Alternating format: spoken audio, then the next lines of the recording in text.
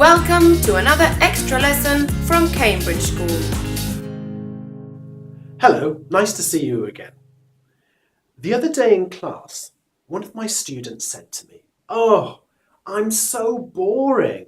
And I said, No, you're not boring, you're bored. Now that is a really interesting vocabulary point in English. You've got one adjective, but it can end in ed or ing and actually have very different meanings. So today that's what we're going to look at. We're going to look at ed and ing adjectives. So let's take a look at some examples which are illustrated, which I hope will get across to you the difference in the meaning between ed and ing endings. Let's take a look at the first one. In this picture, you can see a really horrible, frightening shark. Look at those teeth. The shark is frightening. That is the cause of what's happening. And look at the man. As a result of the shark being frightening, that poor man who's in the sea next to him feels frightened.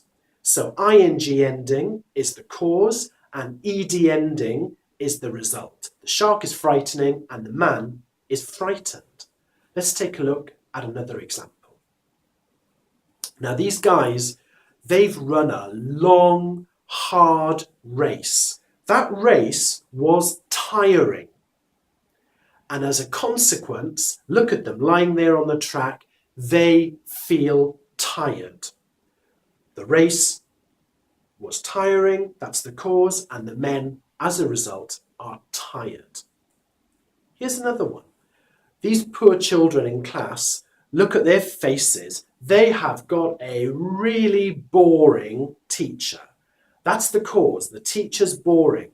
And the consequence, the result, is look at their faces. They are bored. So the class or the teacher is boring and the children are bored. Here's one final example. Look at that lovely hot bath. The bath is relaxing. And the man, look at the smile on his face, he's feeling relaxed. The cause, the bath is relaxing, and the result, the man feels relaxed. So those were some really great clear examples of the difference between the two participle adjectives. There are many more adjectives in English which use the same patterns. Here are some that you can see on your screen now. So amazed, for example. Amazed means very surprised. Can you think of the last time when you felt amazed, very surprised, when you saw something? That thing that you saw was amazing. And the way you felt when you saw it was amazed. Think now whether you can come up with an example. Okay, well maybe you saw a brilliant film. The film was amazing, and when you watched it, you felt amazed by the special effects or the quality of the acting. And it's the same with all of these other adjectives. Shocked, shocking, interested, interesting, and there are more embarrassed, satisfying, confused, annoying, worried, which work in the same way.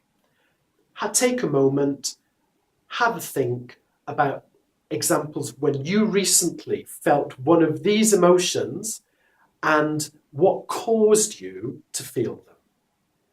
Okay. Thank you very much for watching. I hope that's been useful, and hopefully I'll see you again soon. Bye-bye.